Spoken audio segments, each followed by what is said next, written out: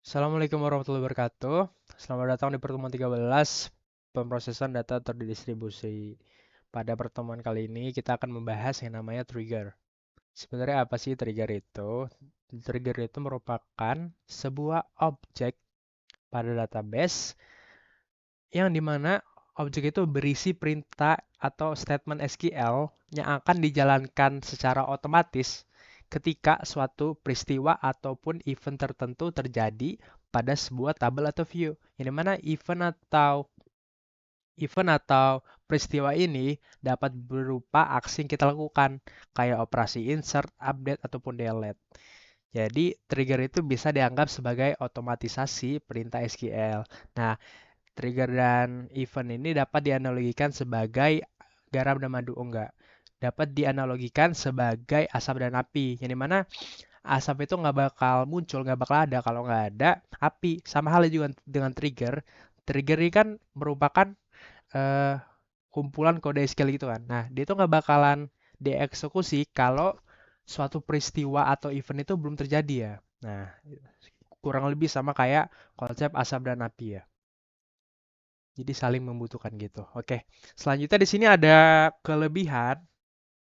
Adapun kelebihan dari MySQL, kelebihan dari trigger, yang pertama itu ada otomatisasi, of course, karena dia dijalankan secara otomatis. Berbeda halnya dengan konsep function ataupun prosedur, yang dimana dia itu dijalankan kalau kita panggil doang kan. Yang artinya itu bakalan dijalankan secara manual. Beda halnya dengan trigger, kita tuh menyimpan sebuah kode perintah yang akan dijalankan ketika suatu peristiwa atau event tertentu terjadi ya. Jadi dia otomatis ya di belakang layar. Nah, terus yang kedua itu kita dapat menjaga konsistensi dan integritas data. Terus yang ketiga kita bisa memudahkan pencatatan otomatis log aktivitas pengguna.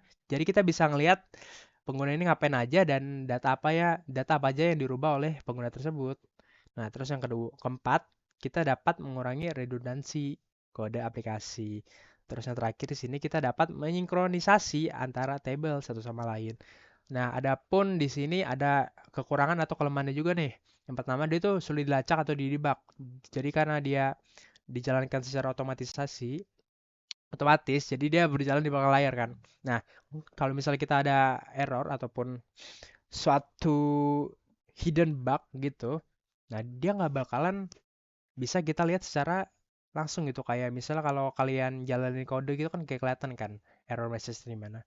Karena ini berjalan di belakang layar, kita harus manual, kita harus backtracking sendiri errornya di mana. Nah, terus yang kedua, di sini tuh terdapat potensi semisal itu ada cache. Kalau misalnya kita menggunakan trigger itu secara brutal, secara ugal-ugalan, dia itu dapat menyebabkan looping yang terbatas. Jadi hati-hati ketika kita memakai yang namanya trigger. Karena dia dapat menyebabkan unlimited loop. Nah, terus yang ketiga, karena si trigger ini disimpan pada database, otomatis dia kayak memakan sedikit partisi dari memori yang kita punya. Otomatis untuk kompleksitas itu semakin tinggi kalau trigger yang kita gunakan itu semakin banyak. Jadi dia kayak secara beriringan lah untuk kompleksitasnya. Semakin banyak trigger yang kita gunakan, semakin kompleks juga untuk maintenance-nya. Nah, kalau kita gunakan semakin banyak trigger ya otomatis kinerja server atau database kita itu akan semakin lambat karena dia menyimpan banyak trigger tadi ya. Terus yang selanjutnya di sini ada manfaat dari trigger itu sendiri. Yang pertama ya menghindari kesalahan manual yang biasanya terjadi ketika kita memanggil function ataupun ini prosedur. Nah, terus yang kedua kita dapat menjaga keamanan data kita. Terus kalau dilihat dari segi bisnis nih, kita dapat mengotomatisasi proses bisnis. Nah, kalau misalnya kita udah otomatis, semua serba otomatis, kita dapat mengefisiensi operasional bisnis kita. Nah, selanjutnya karena kita dapat melihat log aktivitas pengguna dan data apa yang mereka ubah atau yang mereka hapus, kita dapat membuat audit sistem ya.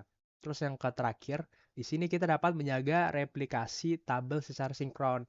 Hal ini ya sejalan dengan kelebihan dari si trigger ini tadi ya, karena dia dapat sinkronisasi antar table. Nah, dia kalau misalnya nggak sinkron dia bakal error. Nah, Di sini ada macam-macam trigger nih. Sebenarnya untuk si trigger itu sendiri dapat dibagi menjadi dua ya. Yang pertama itu berdasarkan ruang lingkupnya. Yang artinya itu dia berdasarkan baris kode yang kena dampak oleh si trigger ini. Yang pertama itu raw trigger. Yang mana itu eksekusinya itu per baris yang kena aksi. Terus toxic statement. Jadi dia yang beda halnya dengan si raw trigger tadi, dia itu nggak peduli berapa baris data yang kena. Karena dia merupakan tipe statement. Nah, terus yang kedua itu ada kategori berdasarkan waktu ya. Yang pertama itu ada before, sesuai namanya, dia itu si trigger ini bakalan dijalankan sebelum aksi ke database. Nah, beda halnya dengan after, dia itu nanti after si triggernya bakalan dieksekusi setelah aksi yang kita lakukan ke database. Nah, kalau udah kita ngerti materi secara teoritis ya, kita langsung aja ke langkah praktikumnya untuk mengimplementasi si trigger ini. Pertama-tama kita buat database baru yang namanya trigger. Di sini saya udah buat. Nah, udah buat ya. Ya pokoknya kalian buat lah. Nah, terus kita bakalan mengimplementasikan sistem manajemen inventaris. Jadi mana kita bakalan buat kayak fitur yang utamanya aja dulu ya. Di sini kita bakalan melihat ataupun mengecek aktivitas barang masuk dan keluar pada inventory kita atau inventaris kita. Maka dari itu kita bakalan buat 3 tabel. Yang pertama itu ada tabel barang. Di sini untuk tabel barang itu sendiri kita bakalan buat tabel barang yang dimana untuk atributnya itu di sini dia punya ID tentunya ID barang jangan tipe data integer. Nah, biar ini cuma contoh doang jadi kita nggak usah repot-repot masukin datanya. Terus kita untuk atribut kedua itu nama barang yang dimana nama barang ini dengan tipe datanya varchar size 100. Terus selanjutnya di sini ada stock dengan tipe data integer. Terus kita set nilai default value-nya jadi 0. Nah, kalau udah, kita lanjut ke next tabel masuk. Di sini kita akan mereferensikan si ID barang dari tabel barang ini ke tabel masuk. Jadi kita di sini buat ID masuk dulu, seperti sama, auto increment, terus kita jadikan PK primary key. Nah, terus karena kita pengen nambahin foreign key, kita definisikan variabel kosongnya dulu ID barang. ID barang dengan tipe data samain ya kayak ini integer.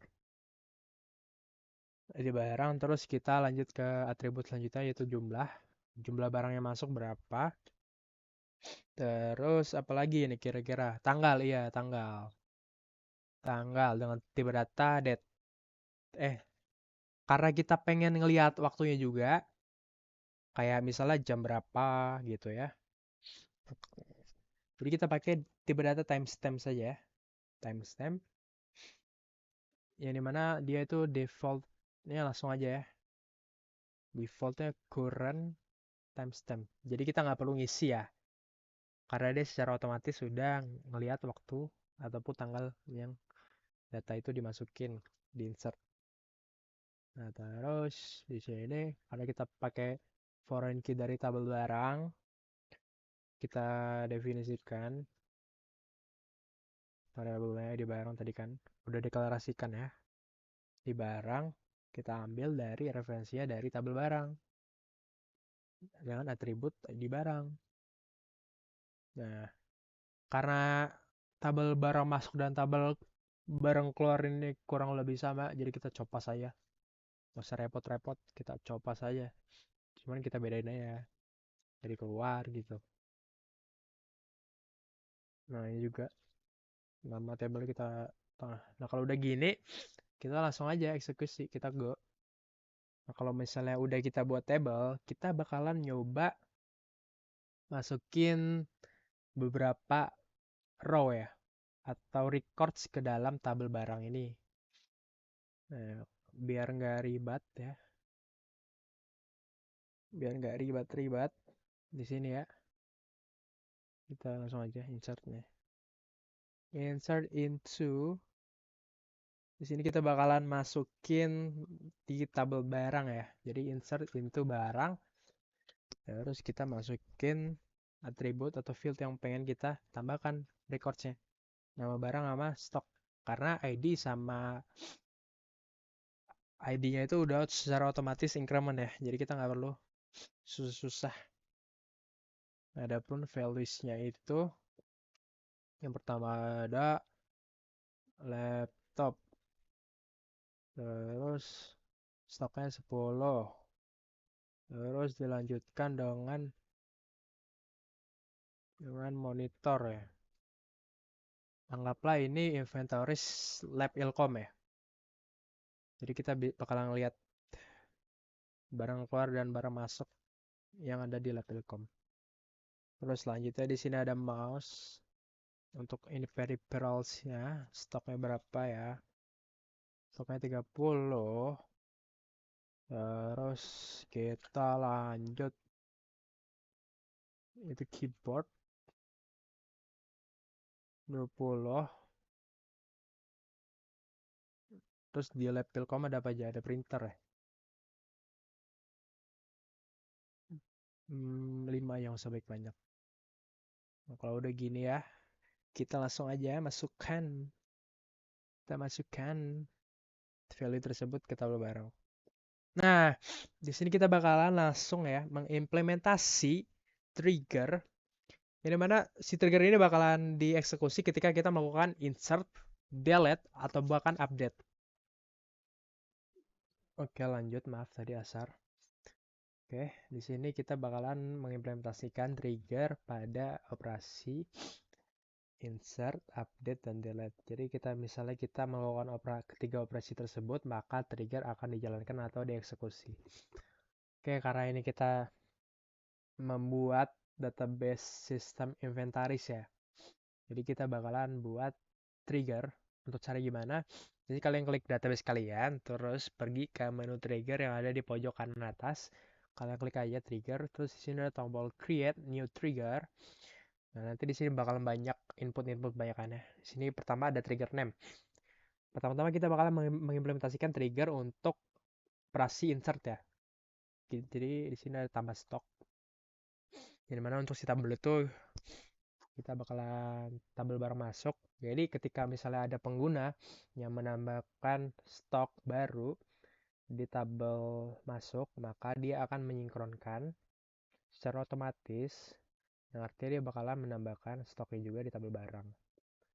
Karena kita ini after, terus untuk eventnya biar kalian insert, karena kita ingin melakukan operasi insert ya.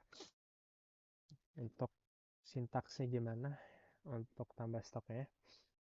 Seperti yang saya jelaskan tadi, dia bakalan otomatis ngupdate stok pada tabel barang. Ya, tabel barang. Set, karena atributnya namanya stok.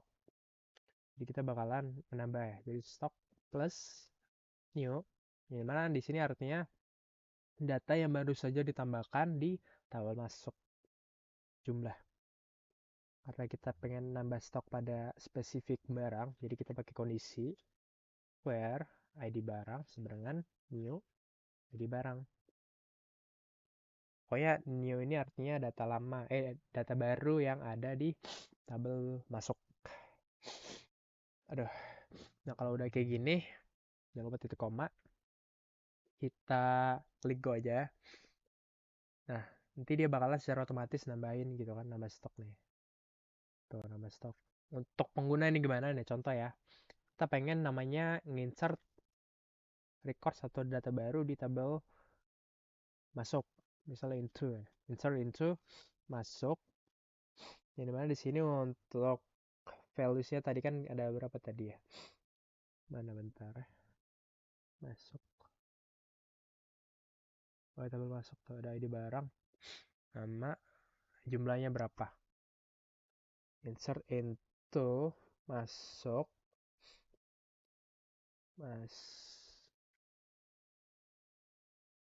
ID barang jumlah ya tadi atributnya. Terus contoh, let's say kita pengen update stok pada laptop. Laptop tadi ada di angka berapa? Laptop angka 1 ya. Untuk stoknya itu 20 ya. Nah, kita perhatikan ya. Di sini kan untuk stok awal itu ada di 20 ya. Nah, jadi kita langsung aja masukin misalnya dia tadi kan 1 ID laptop. Terus kita bakalan nambahin stoknya 5. Jumlah stok ya. Kita klik go. Nah, di sini kita lihat apakah triggernya secara otomatis akan dieksekusi pada tabel barang. Kondisi kan untuk laptop awalnya kan stoknya 20. Terus kita refresh nih. Nah, dia bakalan nambah 25 dan begitu juga di tabel masuk dia bakalan melihat log aktivitas data barang yang baru saja dimasukkan oleh pengguna. Nah, kalau udah kita lanjut ya ke implementasi trigger pada operasi update. Jadi kita bakal update stok barang. Update, update stok masuk Pak. Ih, nah, untuk table masuk masih sama table masuk. Untuk time ya, kita bakalan mengeksekusi si trigger ini sesudah operasi update dilakukan. Untuk eventnya kita ganti ke update. Terus ini kita langsung aja begin end. Terus kita bakalan langsung mengupdate barang. Jadi dia bakalan menyinkronkan ya. Kalau misalnya si di tabel masuk jumlah barangnya diedit. Jadi dia bakalan sinkron.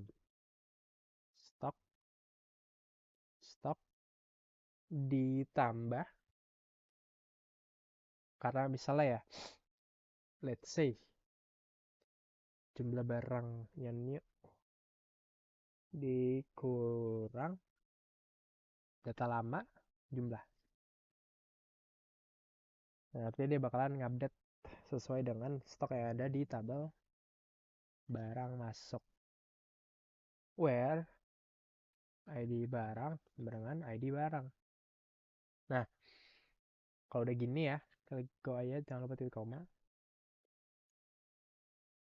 Terus kita coba apakah triggernya berhasil terpicu. Kita gunakan operasi update ya, update gitu. Update masuk. Kita update ya. Bisa jumlah ya, contoh ya. 12. Per ID masuknya tadi kita pengen merubah di let's say kita pengen rubah si ID masuk yang kedua ini jadi 10 ya untuk jumlahnya.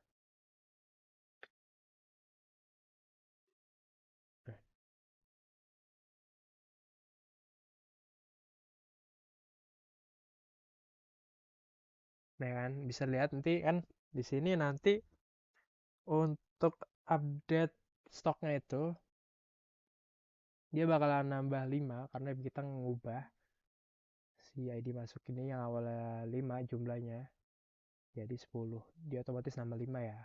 Coba ya kita eksekusi aja apakah jadi 30 atau bakal jadi hal yang berbeda. Nah, dia secara otomatis nambah atau menyinkronkan dengan apa yang ada di tabel masuk. Sebenarnya secara etika atau bagusnya si tabel masuk ini dia nggak bakal bisa diedit karena itu bakalan ngaruh ke etika dalam berbisnis ya. Jadi nggak boleh dimanipulasi ya untuk edit jumlah. Jadi kan ini cuma buat contoh aja. Kita langsung aja buat yang namanya trigger untuk operasi apa nih kira-kira ya untuk operasi keluar. Jadi kan kayak karena kita udah nambah stok ya tadi ya. Di sini kita bakalan nambah yaitu stok keluar ya. Jadi itu kita mengurangi stok otomatis. Kurang stok pada tabel barang keluar. Untuk time-nya gimana ya sama aja karena ini bakalan dijalankan atau dieksekusi setelah event insert ini dilakukan pada tabel keluar. Maka itu kita ganti ke after. Begin and untuk sintaksnya gimana? Sintaksnya sama, cuman kita pakai kurang aja, ngurang gitu kan. Iya kita ngurangin aja stok yang ada di tabel barang. sesuai dengan yang ada jumlah di tabel keluar ini. Jadi kita update barang ya. Kita set stok barang. Stok barang, stok dikurang new jumlah.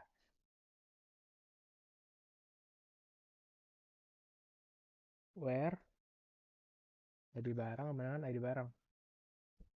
New ID barang. Nah, kalau udah ini kita klik go aja. Terus kita coba apakah trigger kurang stok ini berfungsi ya. Let's say kita pengen nyoba pada apa ya kira-kira nih? Apa laptop lagi nih? Jangan ya yang kedua ya. Apa yang kedua? Monitor coba ya. Kita pengen mengurangi stok yang ada di ID barang ini. Let's say monitornya dipinjam gitu. Insert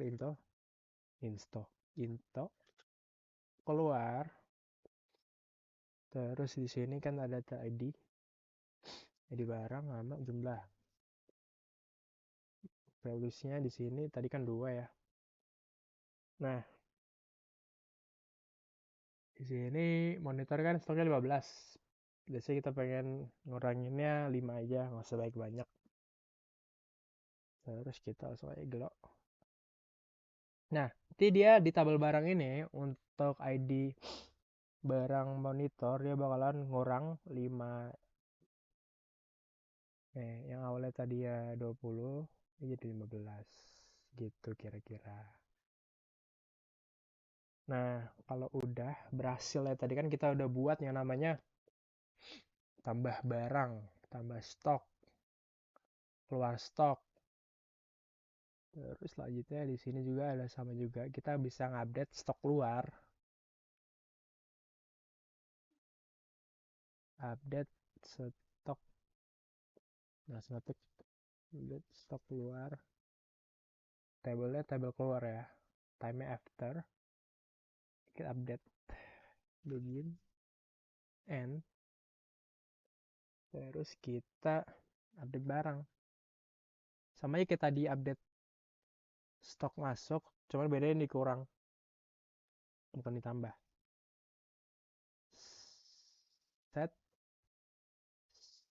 stok dikurang, data baru jumlah dikurang, data lama jumlah. Itu maksudnya new sama old ya, data lama sama data baru. Terus kita pakai kondisi ya di sini ID barang, barangan new ID barang. Titik bro. Nah, tuh dapat titik koma. Nah, kalau udah kayak gini ya, langsung aja kita coba lagi nih, kita coba. Let's say kita pengen namanya apa ya? Kira-kira nih pengen diedit tadi apa ya nih? Coba-coba kita lihat dulu, kita review. ID dulu cuma satu ya, ya udah.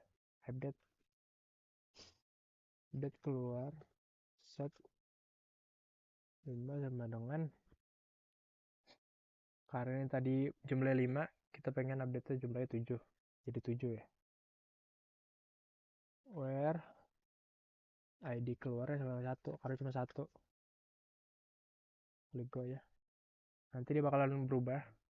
Yang awalnya tadi ya 15 ya tadi ya. Untuk stok barang monitor ya, dia mungkin bakalan berubah jadi 17. Kita lihat. Ya kan udah keganti ya 7 ya. Kita lihat barangnya. Nah, dia bakalan ngurang 13 ya karena kita ke barang keluar ya, betul. Jadi minusnya 2. Betul. Kok 17 sih? 13. Oke, untuk selanjutnya kita bakalan membuat trigger untuk operasi delete. Nah, pertama-tama di sini kita bakalan buat tabel baru dulu untuk melihat log aktivitas yang dilakukan oleh pengguna terhadap penghapusan barang ini. Jadi kita bisa ngelihat. Pokoknya kita buat tabel log barang dulu ya.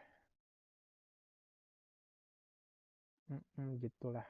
Terus di sini log ID sebagai primary key integer aja atau increment aja. Primary key. Terus ID barangnya karena kita pengen mereferensikan ID barang ini tabel barang. kita deklarasikan sebagai foreign key nanti, nama barang varchar 100.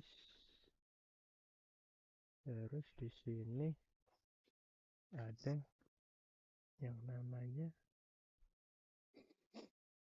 ini, bentar, oh iya, karena kita lock barang ya, jadi dia harus ada kapan dan jam berapa barang tersebut dihapus.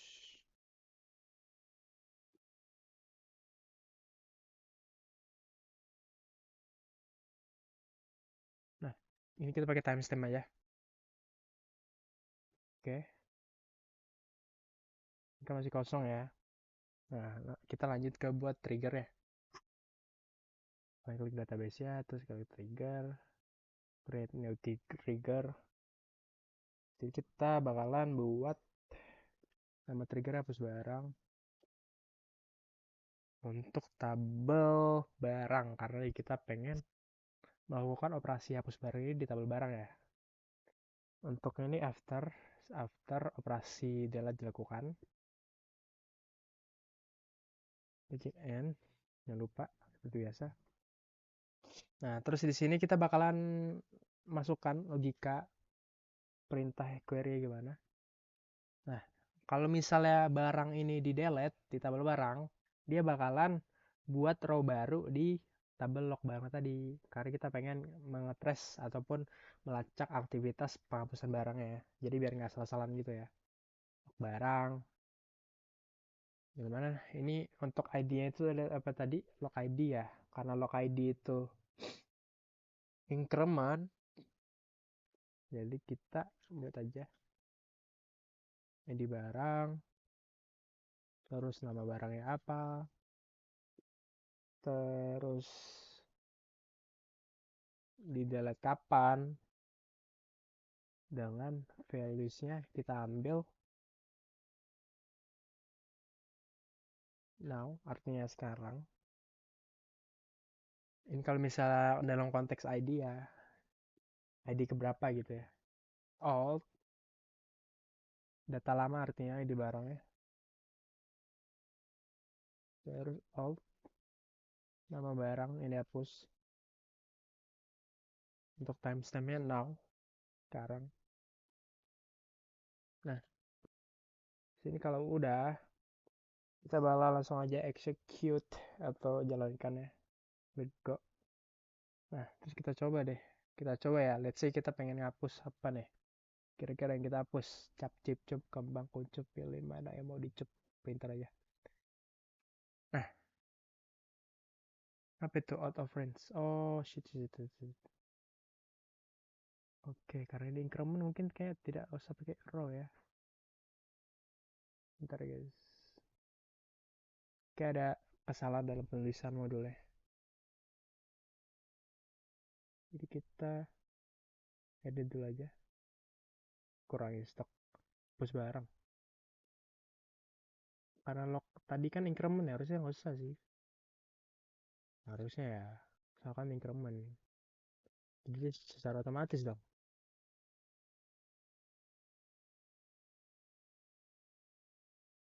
Let's say hapus. Nah, kita lihat. Nah, nanti dia bakalan munculin row baru atau records baru di tabel log barang setelah kita menghapus spesifik row atau satu row di tabel barang ini. Ya tadi kan si printer ya ID 5. Nih, printer ID 5 dihapus pada tanggal 29 bulan 5 tahun 2005 jam 4 lewat 4 detik 42. Nah itu dia trigger-trigger yang udah kita implementasikan tadi ya. Untuk operasi kan ada update, ada insert, ada delete. Kalau misalnya kalian ada pertanyaan mengenai trigger atau materi-materi sebelumnya, jangan sungkan untuk tanyakan ke asdosnya masing-masing. Mungkin cukup sekian materi trigger yang dapat saya sampaikan pada pertemuan 13 ini. Nggak kerasa ya. 3 pertemuan lagi kayak kita udah mau UAP. Ya, semoga sukses lah UAP-nya. Mungkin cukup sekian yang dapat saya sampaikan. Kurang lebihnya mohon dimaafkan. Kepada Allah saya mohon ampun. Wabillahi taufiq wal hidayah. Wassalamualaikum warahmatullahi wabarakatuh.